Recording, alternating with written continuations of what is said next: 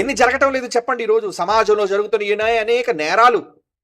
ఏమండి, ఈ మధ్య కాలంలో రీసెంట్గా కొద్ది రోజుల క్రితమే 10th క్లాస్ స్టూడెంట్స్ ఎవరిని చంపేశారు? ప్రిన్సిపల్నా? అవునా? తెలంగాణలో చంపేశారా? ఏంటండి, 10వ తరగతి చదువుతున్న విద్యార్థులు, వాళ్ళ వయసు ఎంత పట్టుమని నాకు తెలిసి ఏమండి 13, 14 ఆ వయసు ఉంటుందండి. అంతే. అంటే 14 ఏళ్ల వయస్సులో వాళ్ళంతా ఒక కూటమిగా ఏర్పడి టీచర్ మీద దాడి చేద్దామని, ఎందుకు ఫోన్ వద్దాందని. అంటే మొబైల్స్ మంచిదా?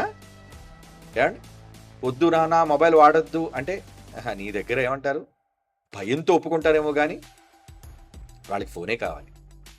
ఎప్పుడు చూడండి, బైబిల్తో వాళ్ళు గడపడం కన్నా ఫోన్స్తో వాళ్ళు గడపడమే విపరీతం. ఎందుకంటే సమాజం ఎడిక్ట్ అయిపోయింది దానికి. మీరు కూడా ఏం చేస్తున్నారు? తీసుకోమ్మా ఫోన్ తీసుకో. అరే నాన్న ఫోన్ కొంటున్నాను రా, తీసుకో నువ్వు. అదొక్కటి చాలు మీ వాళ్ళని చెడగొట్టడానికి. చెడిపోతారు కూడా, చెడిపోయారు కూడా. కనుక పిల్లలందరూ ఏం చేశారంటే ఫోన్ వద్దందట మేడం. అందుకే ఏం చేశారు, డబ్బులు కావాలి, లక్షల రూపాయలు ఇవి దగ్గర ఉన్నాయన్న విషయాన్ని తెలుసుకొని ఇంటిలోనికి వెళ్ళి ఇన్ని సీసీ కెమెరాలకు దొరకకుండా చంపేశారు టీచర్ని. ఏమిటా ఆ వయసులో వాళ్ళ చేతికి దాడి చేయాలన్న మనసు ఎలా వచ్చింది? అంటే వాడు ఏం పాఠాలు నేర్చుకుంటున్నారు? ఏం నేర్చుకుంటారు? 10వ తరగతి వరకు ఏం నేర్పిస్తారు? డిగ్రీలో ఏం నేర్పిస్తారు? పెద్ద విశ్వవిద్యాలయం ఏం నేర్పిస్తారు చెప్పండి? లోకపు చదువులు మనిషికి దేవుని భయాన్ని నేర్పించలేవు.